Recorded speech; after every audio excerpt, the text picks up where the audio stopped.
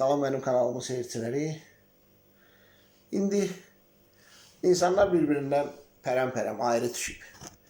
Biri Qarabağda işləyir, biri Astarada işləyir, biri SDK'da işləyir, Yalamada işləyir, biri Bakıda işləyir.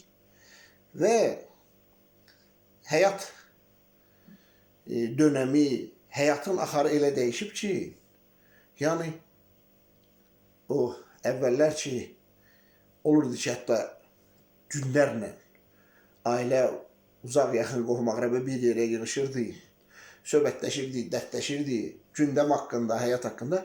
O həyat tərzi ölüb artıq. Və məsələn, özümdən götürürəm. İndi İtog Qodada ilin yekunu, ilin 363 günü artıq arxada qalıb. Bu 363 gün demək yanımda kim olub? Həsən, Qəfər, Cəfər, dostlarım, iş yoldaşlarım. Dişim ağrıyıb, Əhmədlə məsləhətləşmişəm, tanış doktorumla müzakirə eləmişəm. Əmin əvəsi, xaloğlu, bibioğlu, dayıoğlu və özünə sual ver, görəcəksən ki, sən də o gündəsən. Sən də o gündəsən. Yalnız həyat indi elə dönəmə gəlib ki, biz yalnız bilavasitə yanımızda olan insanlarla ünsiyyətdəyik. Yəni, o vaxt imkanlığı çərçivəsi yoxdur ki, həm vaxt, həm zaman, həm məsafə və bayaq söylədiyim kimi, WhatsApp qrupumuz var bizim nəslimizin, bu özünü anlatmadı.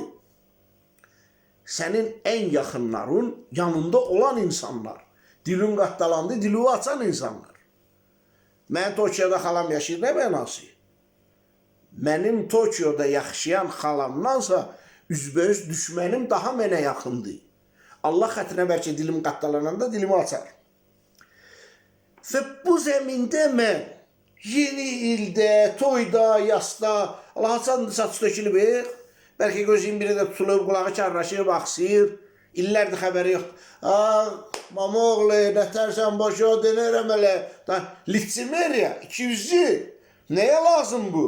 Sən illərlə, aylarla bir-birindən xəbərsizsə, harada öldü, harada qaldı, nə idi, nə işdi, yasda, toyda, dəvətnamə filan bəsmişəm, yaxud da bayramlarda ki, qadan alaram, sən boşuma dönərəm, nə sən boşuma dönərəm?